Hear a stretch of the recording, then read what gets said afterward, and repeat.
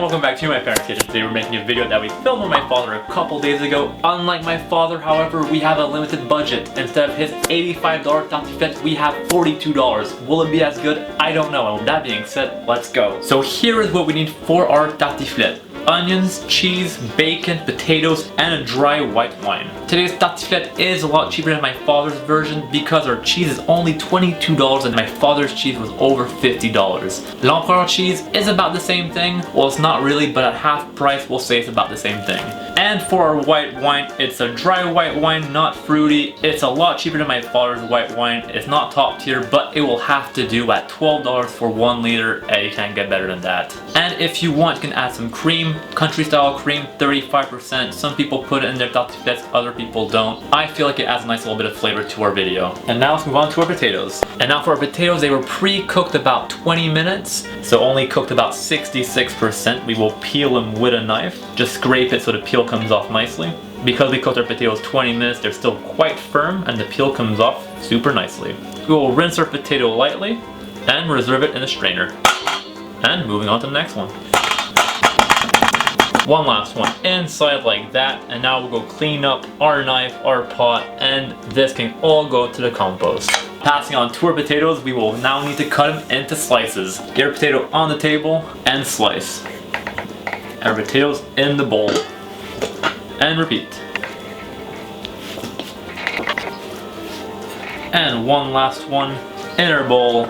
And now moving on to our bacon over here, our plate can stay there. Grab a knife and cube, about 1 centimeter thick. In the plate, and let's go.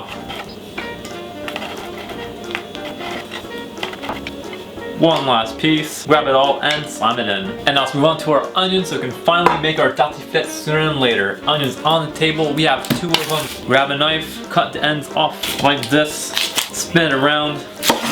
Next one. Like this. Onions cut in 2 and in 2. Now let's peel.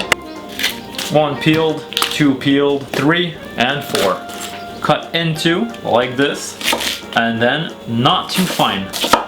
About like this. And our onion in the bowl. Next one in 2 and not too finely chopped. One last one. This one's small, it should go by really quickly.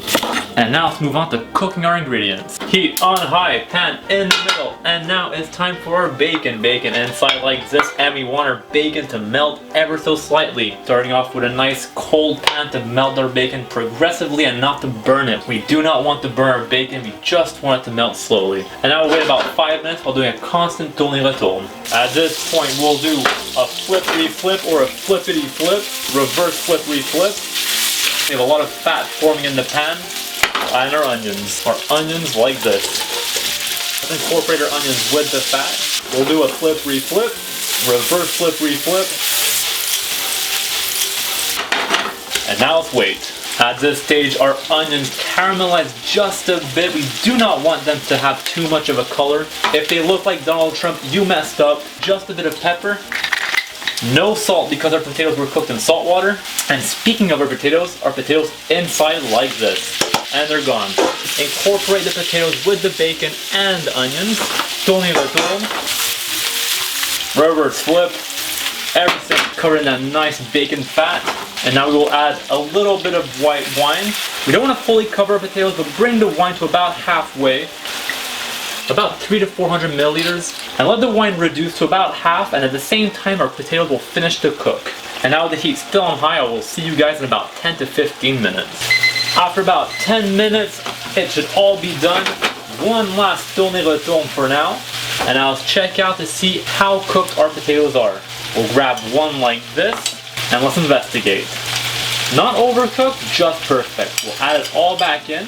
Turn the heat down to medium-low. Of course, this step is optional. Cream 35% country style, and just a bit. Personally, I feel like cream reduces the acidity of the wine, but to each their own. We'll wait 3 to 5 minutes, and it gives me enough time to move on to the cheese. It's not quite a revolution like my father. His cheese was $55, mine's $20, so we're saving money.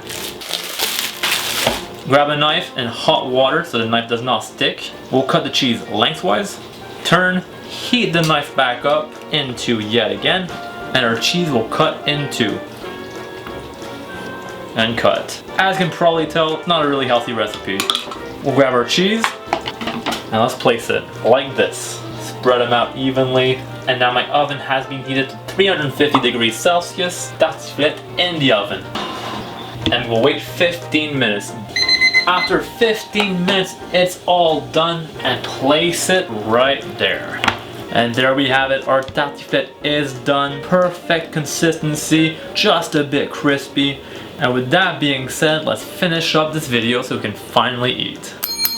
There we have it, our tartiflette is done. It was half the cost than my dad's recipe, but definitely not half the goodness. And with that being said, thank you guys all so much for watching my video, and I'll see you guys in the next one. See ya, bye.